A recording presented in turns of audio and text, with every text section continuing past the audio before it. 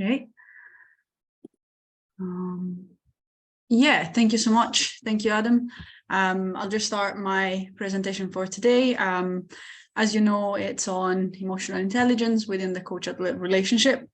I've decided to bring this topic because it's part of my research since my master's studies, but also it's very relevant for my applied practice as well. So throughout the presentation, you'll see a bit of research, a bit of theory, and some insight into my practice as well. So what we are going to talk to specifically, so what is emotional intelligence, a brief definition of what it is and how it has been conceptualized in sports psychology, how it's been measured, and then how do we define a good coach-athlete relationship and what are the frameworks that have been used. And then what are why emotional intelligence can make a difference within the coach-athlete relationship, but also what are the other aspects that are influenced by emotional intelligence of the athletes and of the coaches. And then the last bit is kind of a summary of what do we do with this information, what do we do in practice on and off the pitch, with this piece of information. So let's start. So what is emotional intelligence? You see here a definition from Mayer and Salovey, which have been working with emotional intelligence mainly in sport, but also in other environments. There are other definitions out there, specifically in terms of what are the factors that are included. So emotional intelligence can be defined as the individual responses to intrapersonal and I would say interpersonal emotional information. According to Mayer and Salovey, it includes different processes there. So there is the identification of emotions within ourselves and other people, the expression of the emotions, so the way we express emotions, but also the way other people express emotions. And then the understanding of, again, our emotional processes and the understanding of other people's processes, and the regulation managing of the emotions within ourselves, so that interpersonal process, but also the intrapersonal process of regulating each other's emotions. I can see there's something in the chat. I'm not sure if... Sorry, Rachel, I was just going to say, is it possible just put it on to presenter view? We've got the slides, but it's very small at the moment. So if sorry, I thought you could see it all. We can you see it now? Yeah, that's much better. Thank you, Rachel. Sorry to interrupt. No problem. Thank you for letting me know. So one thing that I wanted to maybe touch on this slide was why it's important to develop emotional intelligence in sport. I think from my experience working with athletes, but also with coaches, there is always a component that is relevant to managing our emotions, but also other people's emotion. I often find myself working with athletes that really struggle managing emotions during the game, before the game, but also understanding what is going on, for example, in a team setting, in terms of emotions, and therefore regulating the dynamics within the team because of that lack of ability of identifying what other people are experiencing, or understanding why they are experiencing that in a certain moment. And the same applies to coaches. Very often it's difficult for coaches to regulate their own emotions, especially under pressure, when they have to take into account everything else that is going on within the team or within their athletes, and also think about what is functional for the athlete. So if a coach expresses emotion in a certain way, is that something that is going to help the athlete or not? So I think it is very relevant in my practice specifically, but on the pitch and in the changing rooms as well for athletes and coaches. Okay, so Emotional intelligence, we were saying, it's been defined looking at different factors, and these abilities are always referred to both the self, but also the other person or people around us. So there is that interpersonal and intrapersonal modality there. So identifying would be being able to identify the signs of us experiencing an emotion, and that can be something physiologically going on, or physically going on, and that can be, again, our hands sweating, it can be our heart beating, the breathing, and so on. And it can be also referred to identify what other people are experiencing. So as a team player, looking at my teammates, I understand quite quickly if there are, for example, signs of anxiety or signs of anger, or someone that is losing focus. And the same can be applied to coaches. And what do they do with that bit of information afterwards? So the second aspect is expressing. So expressing emotions, it's an important ability because it let other people see what is going on for us, and consequently regulate their own emotion. And that is very important for that interpersonal aspect. And then understanding, because we can be able to identify and express our emotion, but then not very often we are able to understand what is going on and why is the emotion there, what is that emotion telling us about ourselves or about someone else. And then there is that very important process of regulating and managing emotions. There are other frameworks that also add to that the use of emotion, but I think managing, for me, kind of explains a bit better that it's a process that is often quite difficult, quite challenging, especially if there are if there is not that understanding of what is going on. Regulating and managing emotion can be quite difficult, and sometimes we as sports psychologists often use coping strategies and psychological skill training to achieve emotion regulation. However, that deep understanding can often be achieved through a longer process of therapeutic process or consultancy process, looking at other things that may be, for example, triggering. So looking at the past of the athlete or of the coaches, or looking at the context that they are into. So moving on into what is the coach-athlete relationship then, and how that kind of plays a role in this.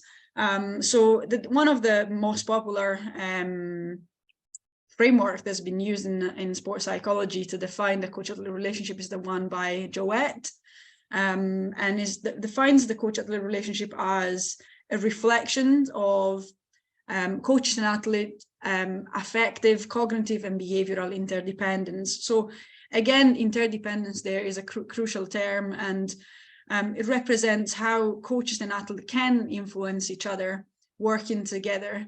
And the coach needs that ability to understand what is going on for themselves and for the athlete, but the athlete as well needs to have that self-awareness and ability to manage emotions within the relationship as well. So here are three first components that have been included in Jowett's framework, which are commitment, closeness, and complementarity.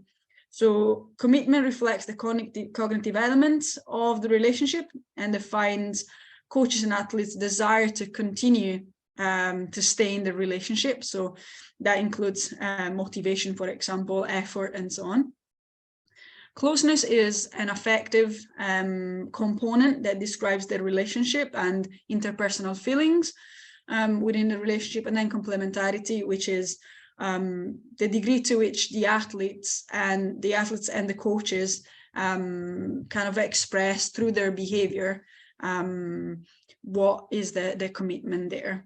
I've added here another aspect, as you can see on the right of your screen, which is emotional intelligence. I think that the closeness component, which represents the affective again, doesn't give a full picture of what the emotional aspect of the relationship is. And I think emotional intelligence represents way better because it has that interpersonal connotation there of what is essential to have a good quality of the coach-athlete relationship.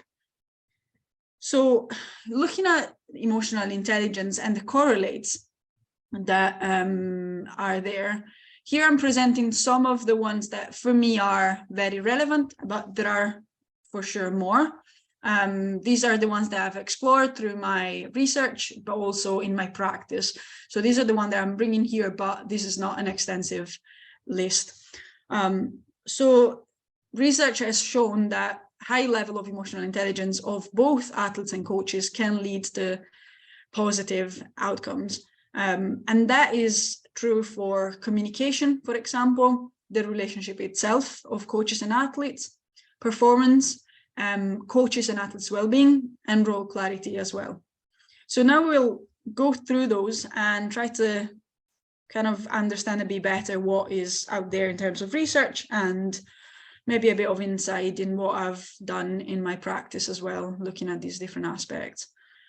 So the coach-athlete relationship, we know that emotional intelligence can improve the coach-athlete relationship. I've explored that through a case study last year, exploring the emotional intelligence of coaches and athletes, and also exploring the quality of their relationship.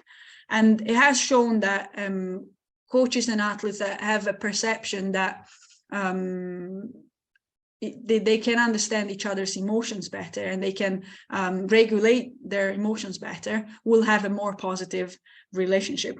There are similar results by other researchers as well that have shown that a better understanding of what's feeling for coaches will lead to a better quality of the relationship.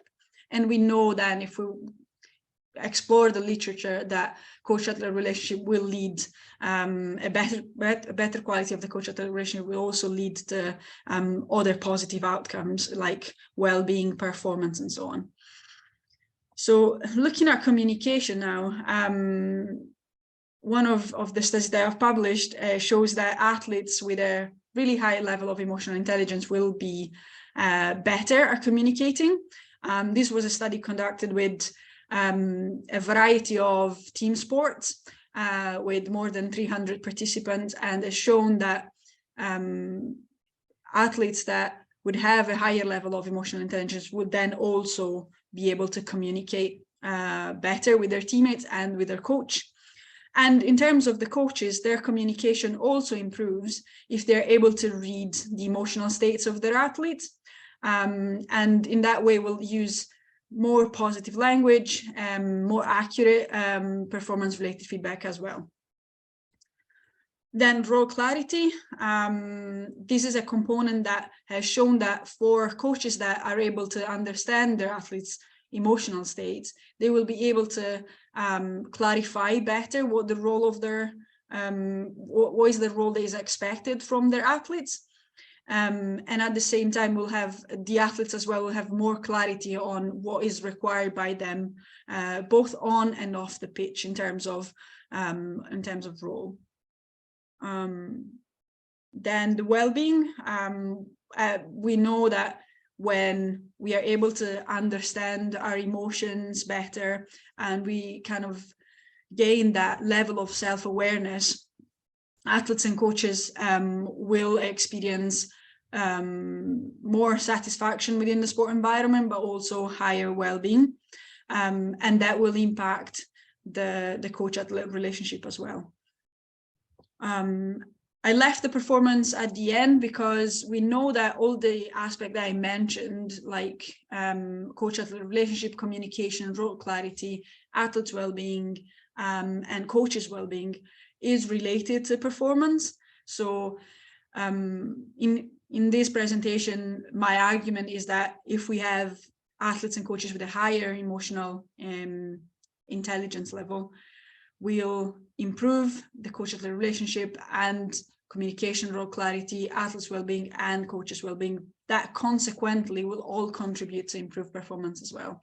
We know that athletes that experience positive emotions, they are able to regulate their emotions during the game, during the trainings, before and after competition, they will achieve better performances. And the same is for coaches. So the impact that they can have on athletes' performance increases if they are able to regulate their emotions better.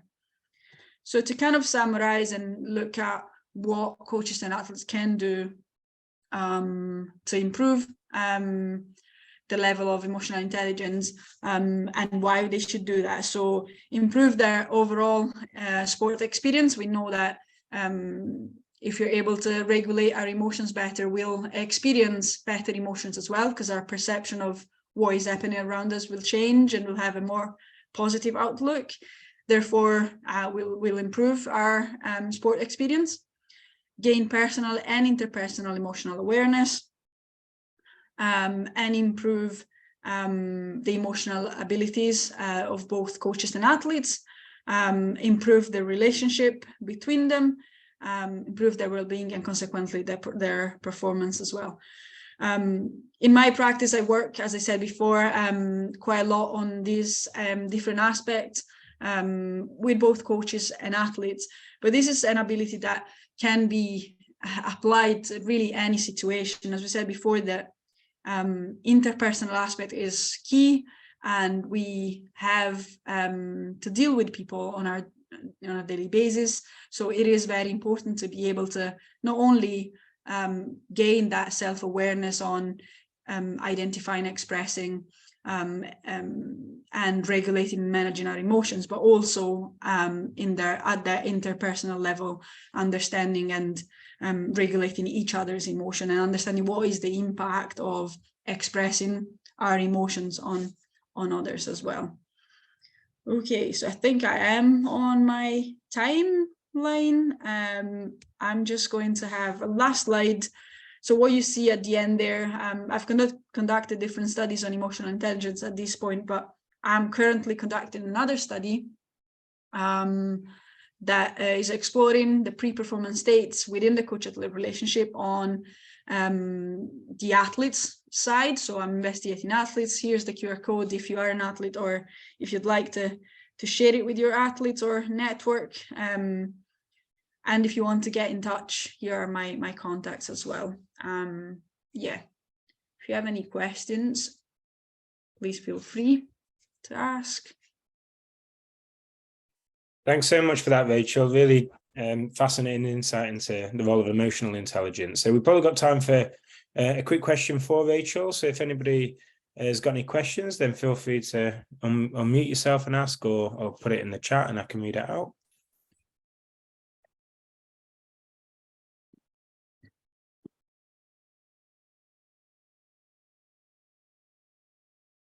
I've got a question, Rachel, but yeah, if nobody else is wanting to jump in.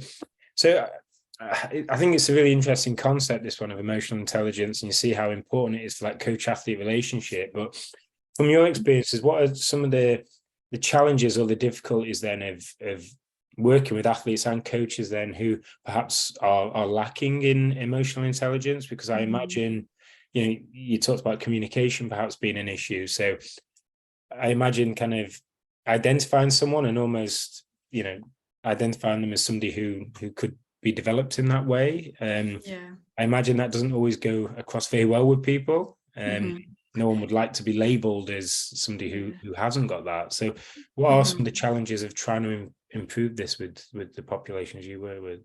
Yeah, I think on a one-on-one level, definitely there are lots of challenges, but I think the consultation process in sports psychology, as any therapeutic process, really works in terms of, or with the aim of wanting to improve the awareness of the person on their own processes. So we start from there in a one-on-one setting. Then I'm quite lucky working with different environments where I can come in and present the topic to a group of coaches, for example, and try to let them reflect on what their abilities are and see, okay, how do they actually apply them? Do they have any difficulties in their communication, for example, and that can be something that maybe it can be discussed in a group setting. So one of the things that I do, and I think is really effective, is just present the topic to a group of coaches in the different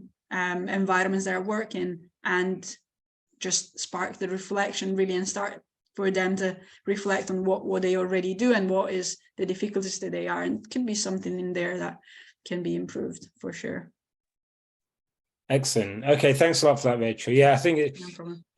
What I find interesting there as well is sometimes, you know, as humans, we're very good at lacking an awareness of you know, these blind spots that we have. And so I imagine there might be some people who you'd ask those questions and they'd probably think, oh, I communicate, you know, amazingly well with people, and show all this insight, whereas actually you might ask some other people about their athletes and they might see it slightly differently. I think the main challenge is to get them in the room. Once you get them in the room, they probably, even if they don't take a lot away, they'll have something that we'll start reflecting on.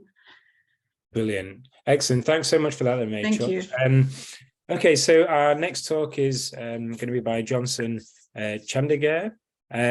So Johnson, were you able to share your screen? You're still on mute just at the moment as well, Johnson. Yeah, I've taken myself off mute now. Good man.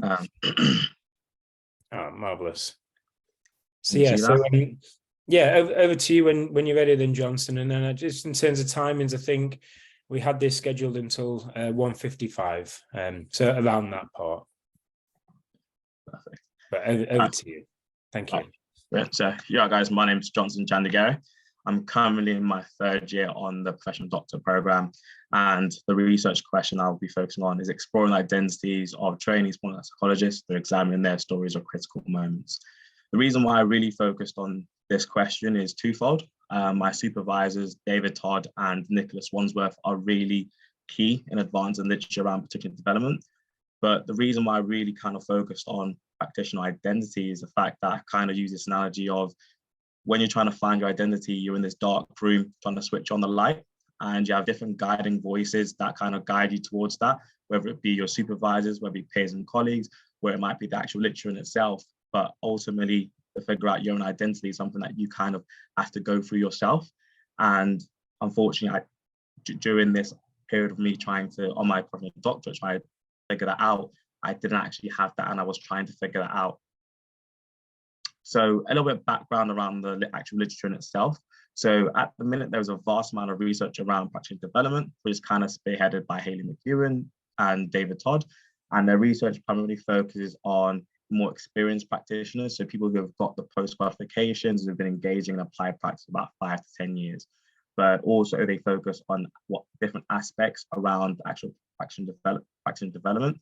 So stuff like effective supervision, learning styles, style of delivery, effective signs of effectiveness.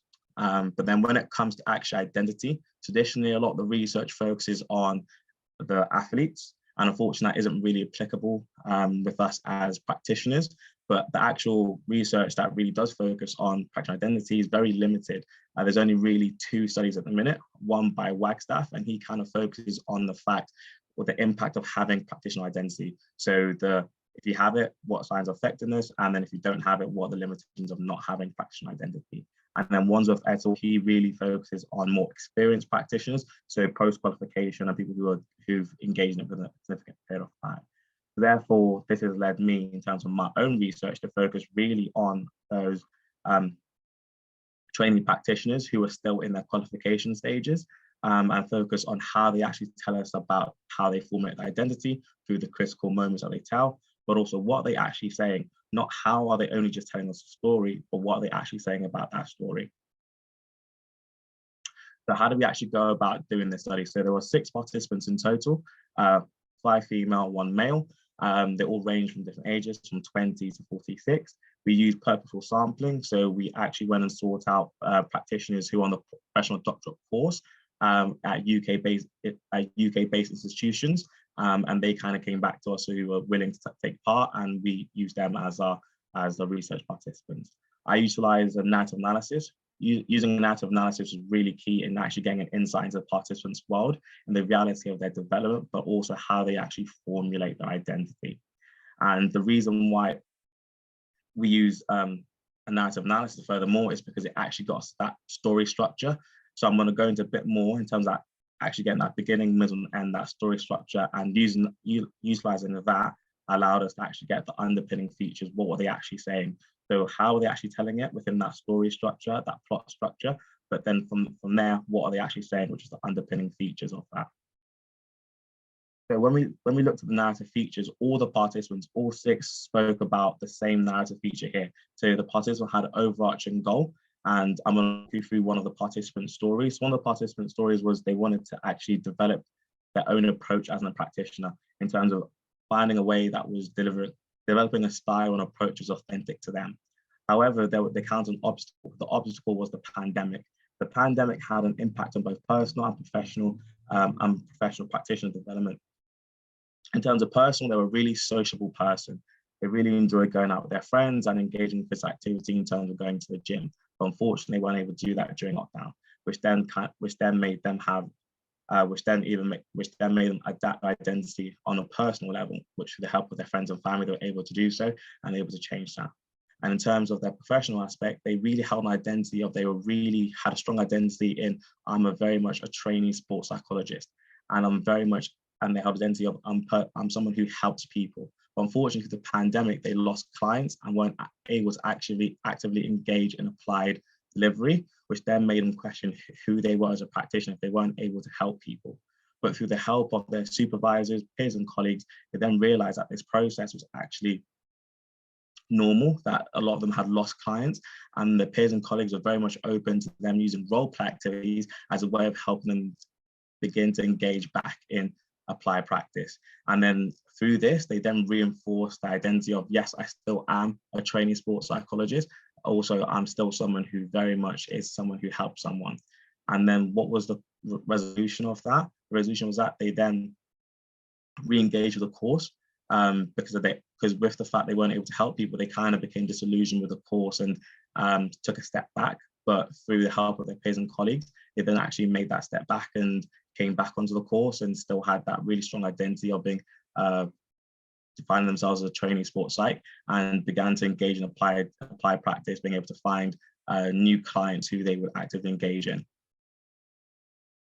So I got a table here, and this kind of captures the narrative features. Not only does it capture the narrative features, but it captures the quotes which actually emphasize the narrative feature. And then to further on that point, I then relate it back to the current literature. I'll give you guys a quick second there, but I'm also conscious that it's quite a lot of information for you guys to take on board there. So I'm very much conscious, if you have any questions, or if you want a bit more in-depth discussion on it later on, then feel free to message me or ask a question at the end. So I'll give you a quick second to look at that, and then I'll move on. So again, we didn't just find one narrative feature, we found 2, which the second was the process of individuation. Similar to the previous table, we found direct quotes which explicitly talk about this within their story, and we then related it back to the literature. Similar again, I'm going to give you guys a quick second to go over that, and then we can, if you have any questions, ask me at the end, or if you want a more further discussion, then reach out at any point.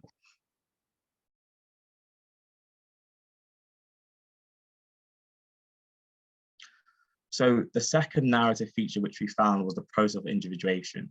So it's the alignment of core values with practice style.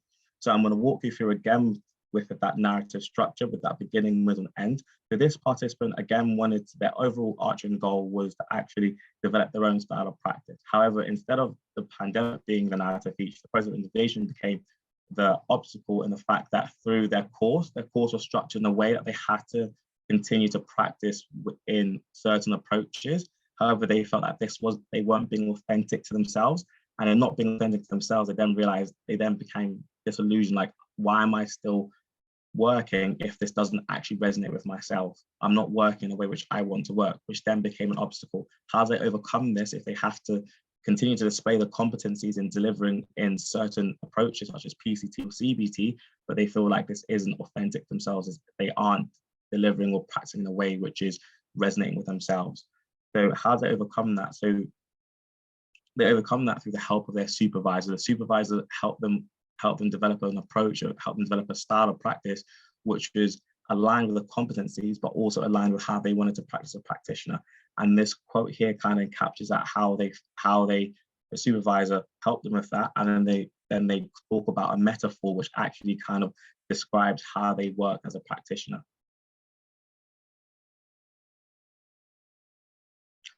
Now, what are the actual implied implications of the research? So theoretically, it captures identity in a biographic or autobiographic format, which is important. So educators can actually teach or frame identity in a very different way compared to traditionally in a very rigid structure, or going back to more traditional ways in social psychology, which talks about two concepts which coexist. So capturing it in a way which kind of illustrates that your identity is something that is very fluid and can very much change and chop and change due to the experiences that you have.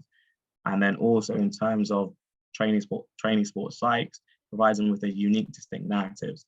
And what I mean by this is it provides them with narratives, stories that they can actually relate to and reflect to. So instead of looking at stories, or experiences which are from practitioners who are 5-10 years down the line, they actually have stories they can look at and be like, I'm actually going through this, I can relate to this experience, and I can now reflect on this to help me formulate my identity going forward. Similar with the narrative features, we understood that there was the pandemic and the process of individuation. Those training sports psych can now actually again reflect on those narrative features. Is this narrative feature something that's impacting my identity? Can I reflect on that, or are there other experiences which are influencing and forming my development, but also formulating my identity as a practitioner as well? So it's really important that these training sports psychs have been given stories and features which are really relevant to them, so they can actually pick that out and reflect on their own experiences and see whether this is actually informing their own identity and development as practitioners. Now going back to what I talked about at the beginning, my own personal reflection engaging in this actual research. So engaging this research has been really beneficial for me as a practitioner, because it actually made me realize that the experiences that I was going through at the beginning, trying to formulate my own identity, weren't unique to myself. It was being experienced by a lot of people on the same pathway as myself. And then we realized that for me to develop my own identity, it was something I was kind of forcing. I was forcing identity upon myself, because I wanted to be seen as effective. I wanted to be seen as effective, but also I realized that wasn't being authentic to myself. And I've got to let the identity come organically to me. I've got to let that formulate within myself naturally. But I'm also mindful of the fact that different experiences will shape my identity going forward. So in 5-10 years down the line, maybe a particular client experience will shape my identity. Potentially having a child would impact my identity. These different experiences and how these experiences will formulate and shape the identity. And when it comes to future research, I want to continue to conduct this study, but more on a longitudinal basis. So using the same participants, or using a new flux of participants and using them on a longitudinal basis to see whether these experiences change their identity. Also look at it from different training pathways. So right now it's very much limited to professional doctorate, but there are other avenues in terms of training pathways. So there is BASIS and there is DSEP as well. So interviewing them and seeing whether their training pathway have similarities or differences in how they develop as practitioners, they develop the identity of practitioners. So seeing whether similarities or differences in that will then, I guess, make this more triangulated to see that there are different, to see whether they're actually, for the training pathway, there are, well, training sport types, there are common thread in how we develop our identity through the different training pathways. But yeah, if anyone has any questions, then more than welcome to answer them. But yeah, thank you guys for listening. Marvelous. Thank you so much for that, Johnson. Great. So has anyone got any questions for Johnson following on from that talk?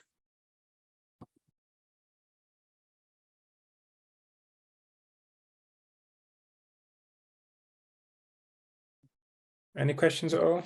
I'm happy to ask a question if not, but I'll open it out again if anybody does. Okay. So I think you made a really interesting point there at the end, Johnson, about standardizing these approaches, because we've got, you know, the different bodies and different policies in place. But what do you think is missing then to bring that consistency, and what are the kind of key points you think are perhaps lacking in terms of consistency for developing sport and exercise psychologists, do you think? I think if we talk about the whole development, I think it's actually understanding how everyone develops. I think because there are different pathways and different opportunities lend to different kinds of development. So working in football may lend differently to working in trampolining, working in gymnastics. So I think it's actually understanding how these practitioners develop, as in, you know, the research that's currently conducted by Hayley McEwen and David Todd, and identifying those actual aspects, but then focusing on identity, what experiences do actually shape that, whether it's just the actual course in itself, the way, because the Prof Doc potentially has you have access, you're in a university, so you have access to supervision on a more consistent basis, whether you're on bases or you're potentially on the DCEP, where you're very much potentially on your own and you may not have as much contact with your supervisor. You're then potentially develop different, your identity develops differently compared to those on the course. So I think it's just potentially actually conducting those studies on those different aspects and really honing in on understanding how those identities actually formulate and what aspects of development are actually contributing to that. Okay, yeah, that's really interesting. I think for up and coming kind of practitioners, you know, I always think there could be kind of more in terms of opportunities for kind of experience, but also thinking about that personal development throughout that as well. So I think your talk's been really interesting to give some insights into that. Okay, so thank you so much to those two talks, for Rachel and for Johnson. They were on slightly different topic areas, but hopefully gave a really useful insight in terms of some of the things we might need to consider as sports psychs, and, you know, if we're thinking about it from a coach perspective as well, what can we do, or how does that fit in with that coaching process as well? Okay, that's great timing as well, guys. So if anyone does have any questions for our speakers, then please feel free to get in touch with them. I'm sure they'll be more than willing to answer any questions. So we've got a 5-minute break now. So feel free to leave this room and come back to the main room when we're going to have our coach athlete panel in 5 minutes. So yeah, thanks again, guys, and I'll stop the recording there.